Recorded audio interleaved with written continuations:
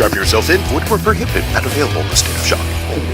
Dan Schinder here on Drum Talk TV with Joe Travers. How are you, Joe? Great.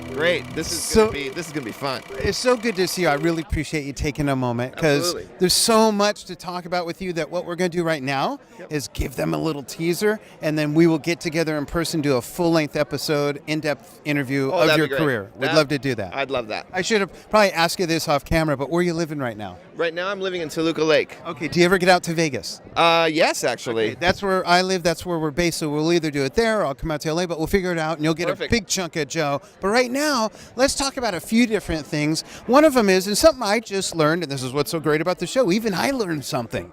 That's a right? But I had no idea that you're the curator of everything Zappa. Yes, Talk about that. I'm the Vaultmeister, and I've been going strong doing that for 18 years, and I'm basically in charge of the archive. So I help to co-produce delicacies, whether it be a CD or a DVD or whatever, and I work very closely with Gail Zappa, who is the person in charge of it all. Yeah. So that's been going great. Very good. What's that like? I mean, obviously you're a fan of Frank's music, and I'm sure a student of it as well.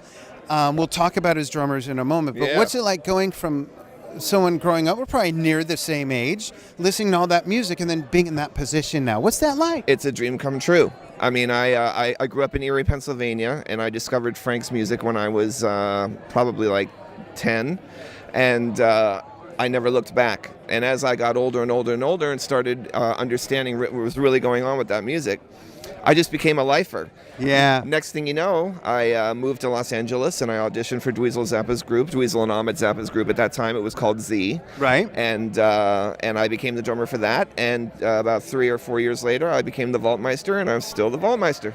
That's such a great story. Okay, here's one of those subjects, kind of like when you ask, okay, cymbals, to clean or not to clean. That causes a big shitstorm. I got opinions. Can I say that on the show? I got opinions. Yeah, and then like Mac or PC, Republican or Democrat. So I'm going to ask a question. Sure. Of all the Zappa drummers, who's your favorite? Ooh. And it's like picking a child, even though it's not like we look at them as children, but how do you pick your favorite? But okay, aliens just landed here. And before they move on to France, where they're actually from, and they have a chance to hear one CD that has your favorite Zappa stuff on it by the drummer, who is it? Okay. I think the one that has had the most influence on me was Terry Bozzio. Mm-hmm. But I think I would have to say that my favorite drummer, because of the connections between Frank and Vinny in improvisation land, is definitely Vinny Colaiuta. Right. Yeah. You know, it is hard to pick. There's a video I've been watching a little bit of. It's from 1970, I think 2 or 3, and it's Zappa live in Stockholm with Mr. Humphrey on the drums. Humphreys, yeah. That is amazing music, especially when you consider the lack of what they had to work with technology-wise, and like most of the greatest music in the world, a very simple drum kit, and what he got that set up to do and do with that music. It's just amazing. He was definitely one of Frank's best drummers. His talent applied so well to what Frank's music is. And, I remember listening to stories about Terry Bozzio when he was auditioning for the group. He had to learn that stuff, and it scared the shit out of him. Right. Right. But Ralph, absolutely, legendary. And that band, that time period that he was there in 1973 was probably one of, the fan favorite peak moments of Frank's career, because it was a very popular time for him. Right. With the Overnight Sensation Apostrophe album and stuff, which, by the way, Apostrophe is 40 years old this year. And it's still at least 80 years ahead of its time in every way. At least. Yeah.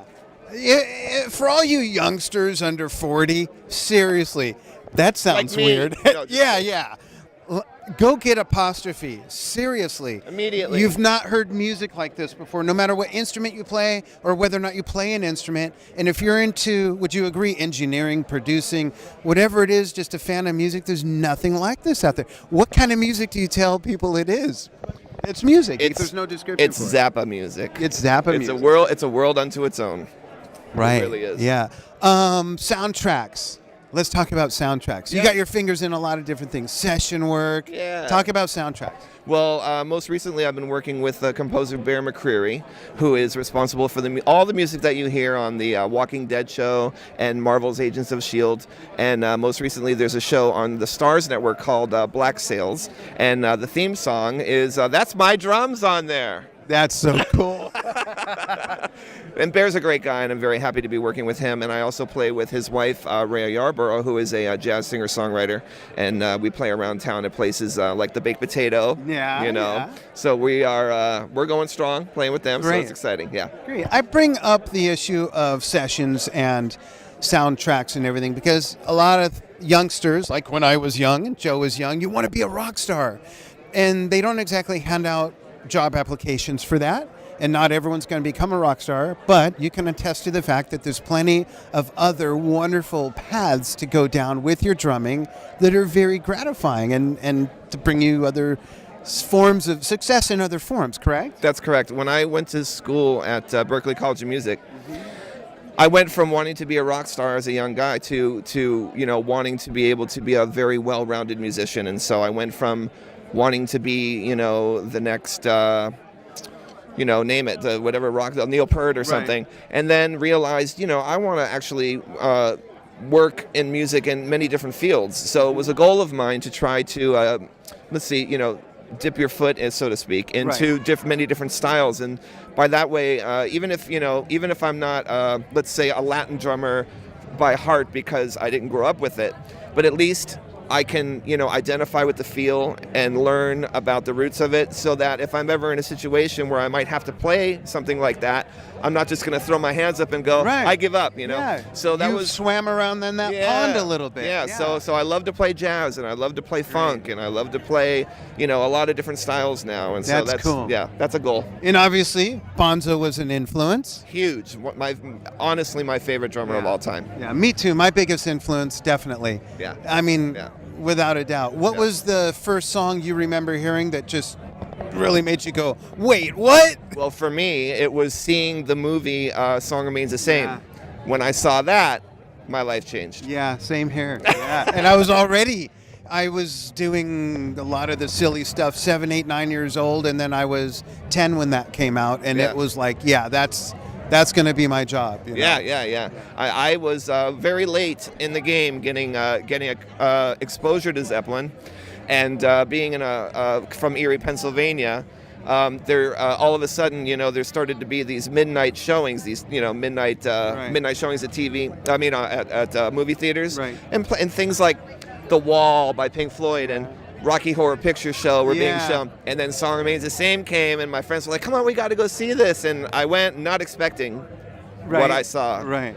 and Moby Dick just floored me. Yeah. Floored me. Yeah. So never turned back after that. That's so cool. Great. Joe Travers on Drum Talk TV. This is so cool. We will get together and we'll plan a full-length interview about your whole career. Oh, well, I hope so. That'd be great. Thanks. I want to thank you very much for taking time coming on Drum Talk TV. Absolutely. Thank you for having me. Thank you. Okay. See you soon.